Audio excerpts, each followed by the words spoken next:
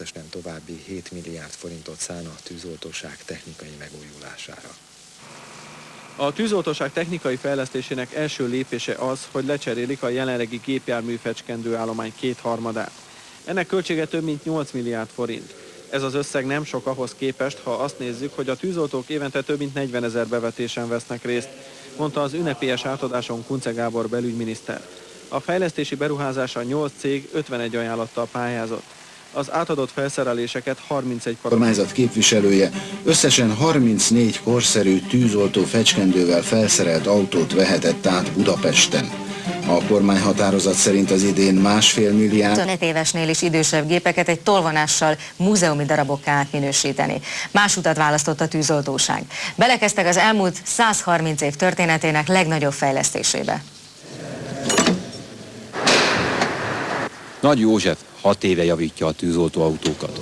A szakember szerint túl sok az elavult berendezés, és emiatt az alkatrészeket is gyakrabban kell cserélni. Általában fékbetétek kopással, fékdobval együtt.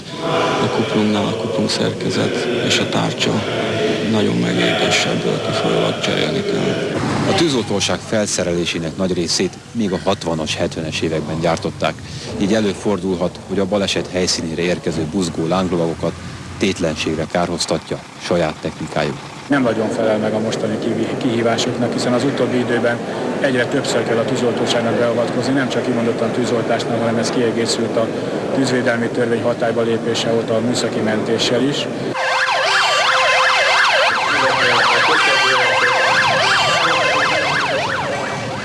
Ezeket a lángokat a tűzoltóság már új berendezésekkel oltotta el. A korszerű technikával felszerelt tűzoltóautókból 34 darabot adott át ma a belügyminiszter a legrosszabb helyzetben lévő önkormányzatoknak. Ez volt a tűzoltóság történetének eddigi legnagyobb fejlesztése. 8,5 milliárd forintos fejlesztésről van szó, összesen mintegy 200 darab gépjármű fecskendő átadását tervezzük. Szól, hogy 3 év alatt 8,5 milliárd forintból 220 új tűzoltóautót vesznek. A program indításaként a belügyminiszter most 34 korszerű járművet adott át, ám közben a tűzoltók egyik szakszervezete tiltakozó akciót helyezett kilátásba, mondván, hogy az ígéretek ellenére jövőre kevesebb pénz jut majd fejlesztésre. Az idén már több mint 25 000 tűzhöz riasztották a tűzoltókat. Az elavult felszereléseket azonban egyre nehezebb használni.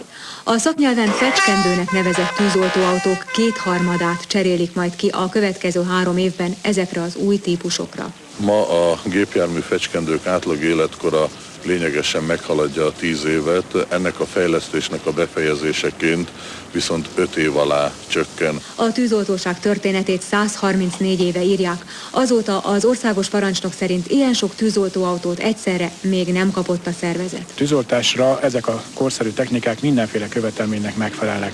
A műszaki mentéshez azonban nem rendelkezik a tűzoltóság megfelelő technikával.